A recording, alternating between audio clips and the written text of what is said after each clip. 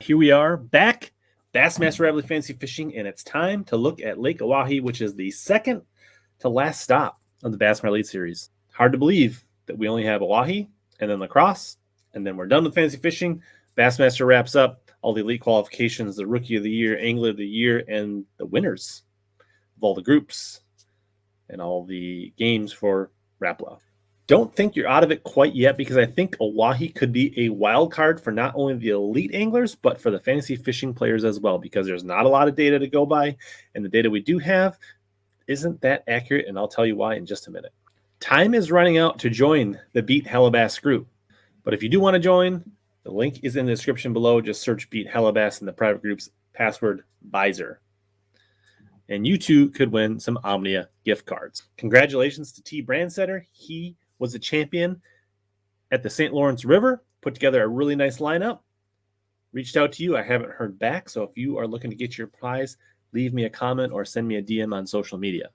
And then for Drain the Lake, YouTube Cuz won the Beat HellaBass group, and he's already got his Omnia gift card. And if I know him, he's probably already cashed in on some sweet baits from Omnia. If you don't think you got what it takes to win one of these events, and you just want to sample the great products, great prices, awesome fast shipping, and amazing customer service, you can use the code down in my description below to save yourself 50% on just about everything at Omnia anytime you want. So go ahead and check that out and give them a shot and say thanks for supporting this channel, the contest, and everything we do here on this channel. So here are a couple things to consider about Oahe when you're making your picks for this week. First of all, it is a absolute monstrous, massive fishery. And it's 99.9% smallmouth. There are a few largemouth, but pretty much any largemouth that you see weighed in were probably caught on accident. And I truly believe there is not a targetable population of largemouth. So make sure you consider that. Don't think you're going to find a sneaky largemouth bite with an angler that's going to sneak off like they used to do on Oneida and places like that. As far as the playing field, this gives you, here is the dam at Oahe, and here's where they're taking off. And then obviously they can go up quite a ways up as well. But just to give you perspective, last time in 2018 when the elites were here, they took out of Spring Creek, Cow Creek area down by the dam down near Pierre. Mobridge is the site this year, and it's over 100 miles driving, and I think with the twists and turns, it's well over 100 miles by water as well. The only gas station that I'm aware of is down here at Spring Creek. There is no way to physically get there on a tank of gas to go back. When they were fishing here last time, most of the time, I think most of the anglers didn't make it up past this bridge here in a tank of gas and be able to return. So looking at the same thing, Mobridge, they will be able to get down past, maybe in this section here is about as far as they can get without gassing up, which there is not an option, and return back to Mobridge. And then obviously they can go up that distance up front. So pretty much all the fish found in 2018 for any of the anglers that remain in that field, very few of them, unless they were fishing at the very upper range, will be able to go to that same water or use any of the same spots. Plus the water is down a little bit. This place fluctuates quite a bit, and this fishery has obviously evolved quite a bit in the last 4 years. This bottom of this reservoir may fish similar to the top, so the people that were here may get a feel for what it fishes like, how the fish set up, but they're going to definitely have to find new schools of fish, new water, and new spots for this event. Overall, I'm sitting pretty good, almost at 96%, hanging in there. But with 2 events, we're going to have to take some calculated risks if we're going to make a push to the top in the last 2 events. All right, time to jump into the Oahe picks, and we're going to start with Bucket E. Welcher is getting a lot of attention here because he's a well-known angler, but I'm not so sure that this is going to set up really good for Welcher. Iaconelli was here in 2018. He may be a sneaky pick. Obviously, he's had an off year. He's a pretty talented angler. I'm guessing he probably could do well here. But I like Alex Redwine. He did really well at St. Lawrence River. He's had a kind of a rough rookie start, but smallmouth are his jam, and I think he's going to do okay here at Oahe. Jonathan Kelly, another guy that's familiar with smallmouth, could be pretty good. And, Keith Combs was here last time. So there are some other good options here in Bucket E. I will also highlight that David Fritz had a top 20 finish here in 2018. And he was on some actually pretty good fish. And he did have some fish losses that cost him a chance, where he may have actually had a chance to contend for the win on Oahe. So if you're looking for a nostalgia pick and you want a throwback angler and you want to relive some of the memories, maybe this is kind of the farewell tour, the last hurrah for David Fritz at Oahe here, and it could be a good one. So if you are a big fan of the Crankbait King and you want to put him on your fantasy team, this is the event to do that. Bucket D. A lot of talented anglers here. You got guys like John Cruz, veteran, been here before, didn't have a great event. Obviously, he's evolved as an angler since then, but smallmouth aren't always his friend. Justin Atkins, who has recently been catching them pretty good, especially on the northern swing, needs to catch him to keep his elite requalification dreams alive. Oahe probably fishes a lot like some of the West Coast lakes. It's very barren. It's very desert-like. It's a lot of deep water, canyons, sharp drops, things like that. So maybe somebody like Matty Wong could be good here. But in the end, I'm definitely going to go with Paul Mueller. This really fits his wheelhouse. He had a solid, I believe, top 20 finish here in 2018.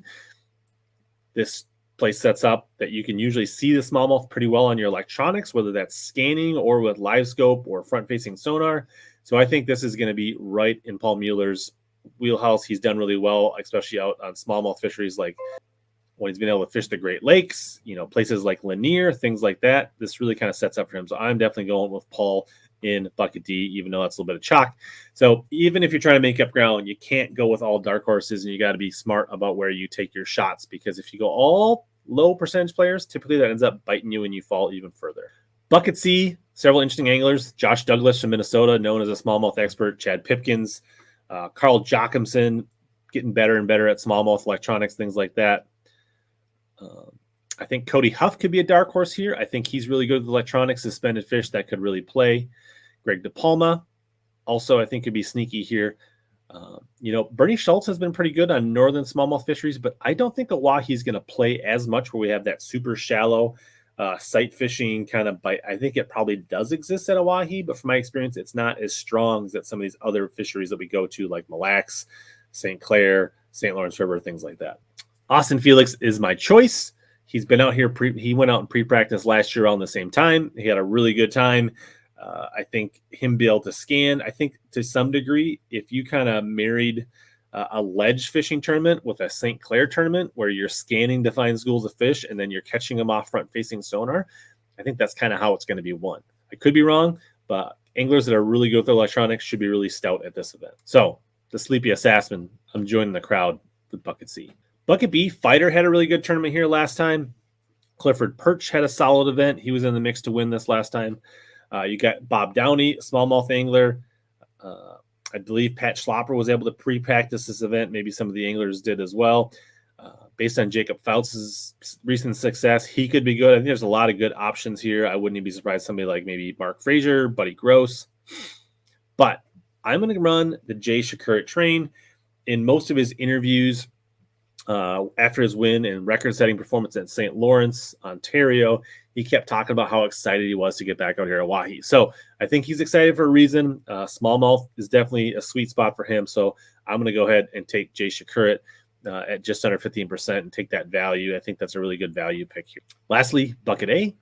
Hard to pass up the Johnstons, BP, Taco E2, Jeff Gustafson. A lot of really strong anglers, a lot of great smallmouth anglers. But for some reason, I've just got a feeling that Zaldane could be really sneaky. He's a West Coast guy. This is basically a West Coast fishery more than it is some of these other smaller Great Lake fisheries go to. He was here in 2018. He did not have a good finish. I think he was around 75th. But I think he'll learn from that. He's coming off 2 top 10s in a row, Pickwick and now St. Lawrence River.